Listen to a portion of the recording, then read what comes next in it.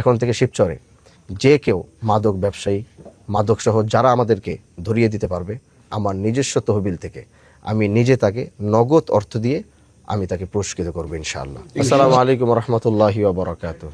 প্রিয় শিবচরবাসী, আশা করি যে যেখান থেকে দেখছেন সবাই ভালো আছেন।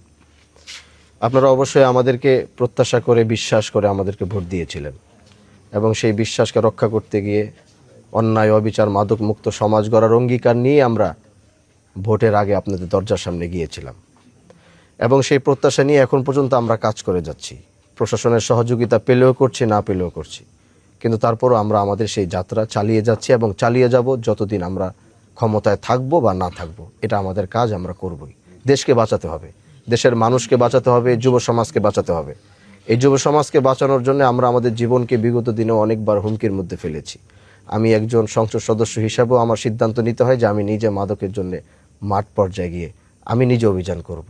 তারপরও দেশ ভালো থাকুক, এদেশের সন্তানরা ভালো থাকুক। এই জন্য আজ আমি একটি ঘোষণা দিতে চাই।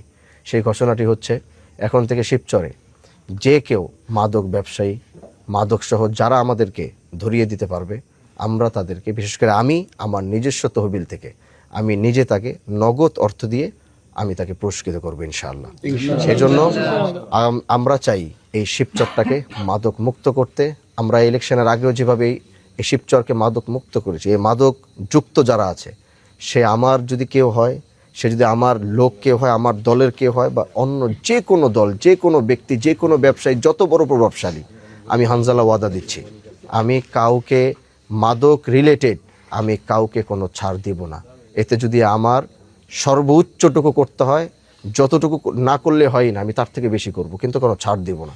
কোনো পরিচয় কাজ হবে না, কোনো দল কাজ হবে না, কিচ্ছু কাজ হবে না। এজন্য মাদক মুক্ত সমাজ গড়ার জন্য শিবচরের প্রত্যেকটি মানুষকে আহ্বান করব, আপনারা যার যার জায়গা থেকে মাদক, আমি তো নিজে থাকবো, নিজে মাঠে কাজ, কেউ যদি আমাকে মাদক সহ আমাকে ধরিয়ে দিতে পারবে, আমি নিজস্ব তহবিল থেকে তাকে পুরস্কৃত করব ইনশাআল্লাহ। সে পুরস্কার পেয়ে খুশি থাকবে, আমি এতটুকু বলতে পারি। আসসালামু আলাইকুম রহমতুল্লাহি ওয়া বারাকাতুহু।